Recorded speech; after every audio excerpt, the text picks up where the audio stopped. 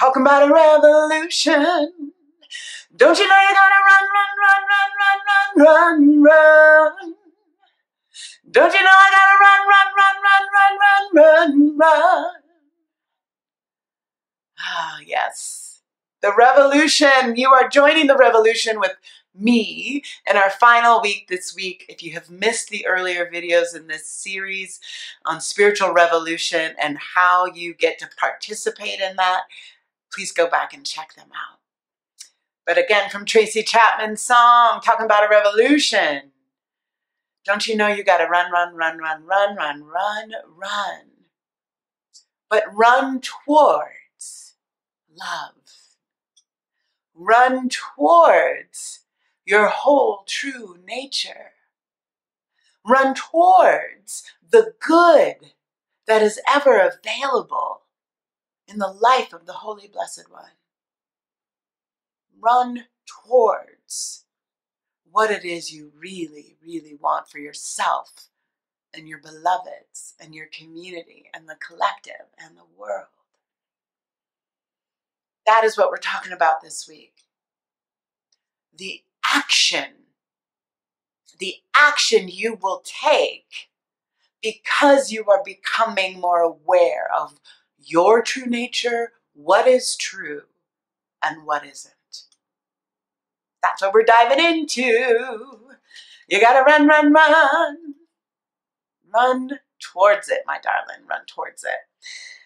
Because here's what I know. Here's what I know.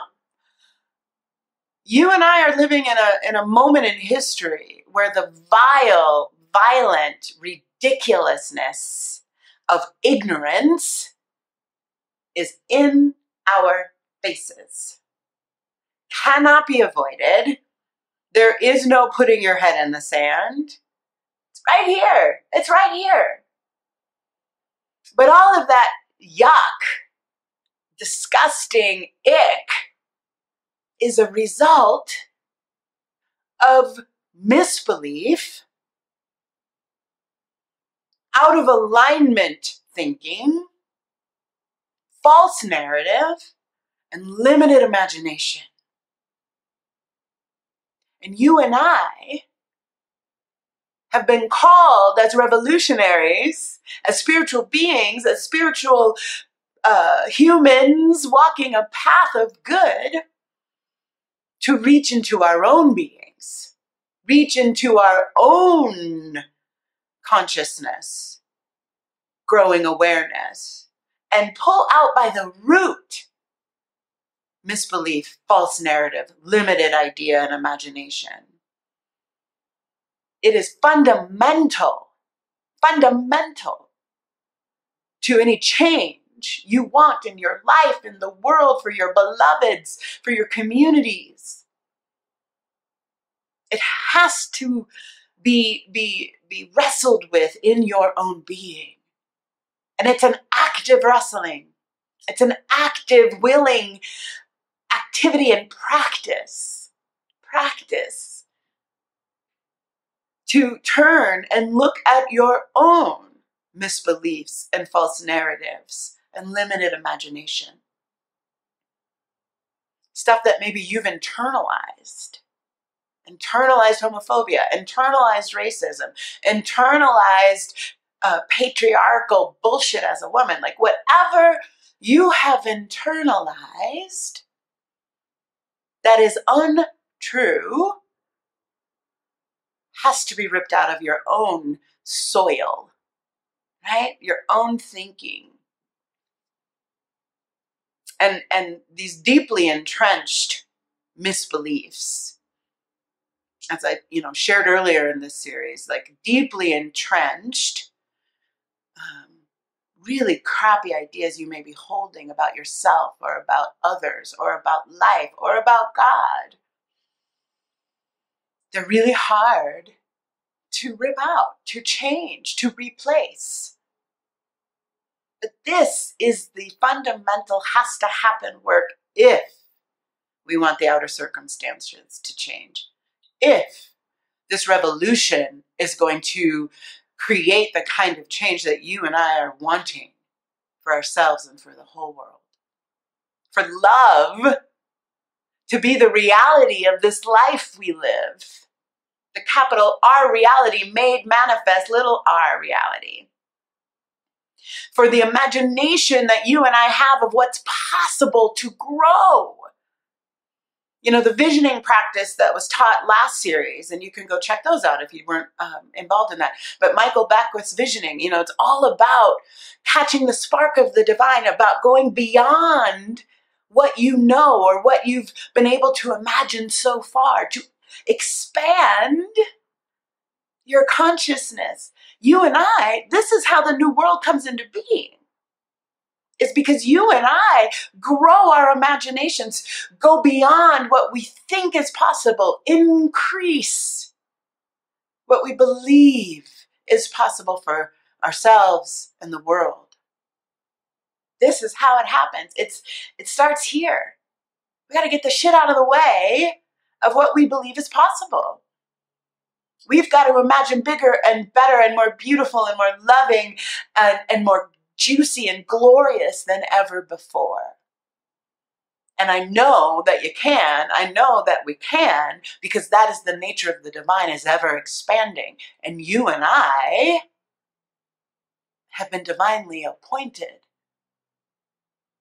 as representatives, as the hands and feet and minds of the one, to bring it forward in this material, beautiful, beautiful, alive realm called life.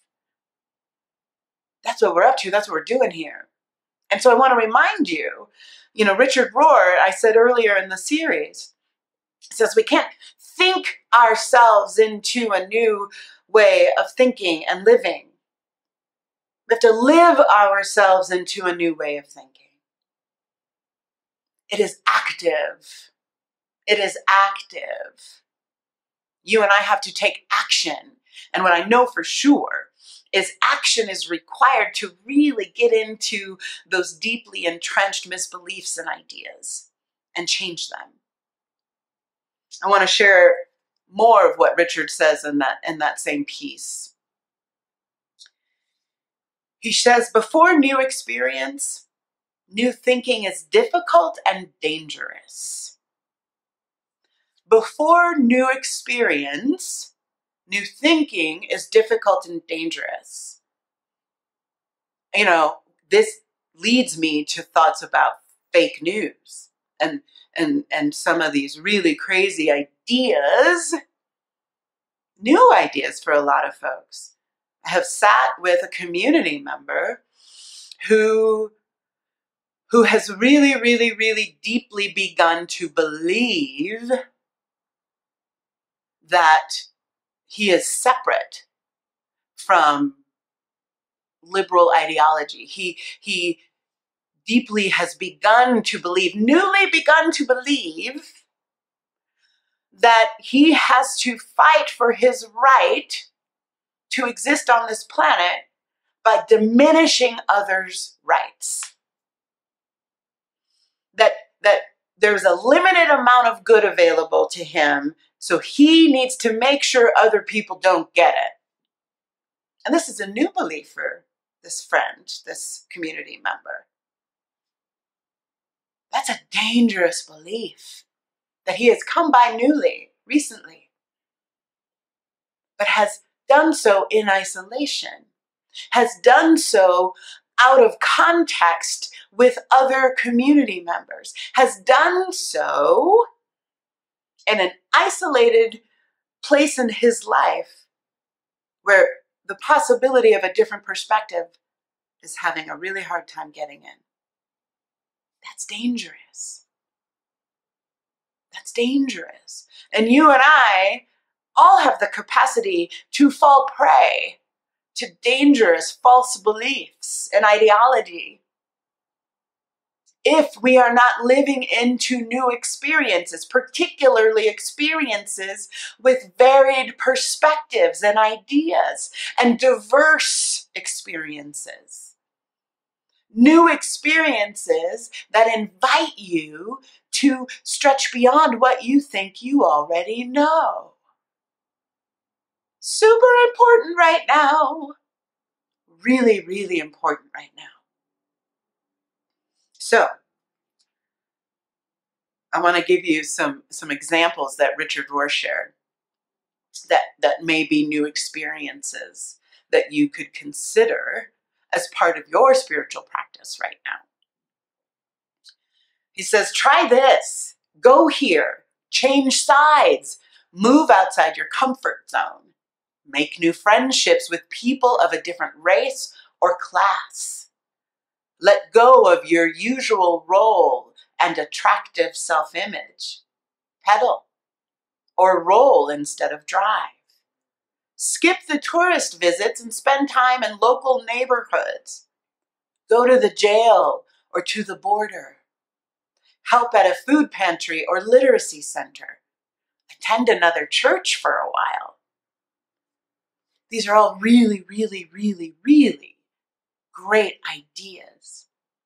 And hopefully you get the idea that stretching yourself into new experiences, using new experiences for the purpose of transforming your own thinking is spiritual practice. And I deeply believe, particularly in this moment in history, is required as a spiritual revolutionary. So take some time right now and think about some new experiences you could gift yourself to stretch you, to transform your thinking, to expand your own imagination of what is possible. This, my friend, is critical work of our times.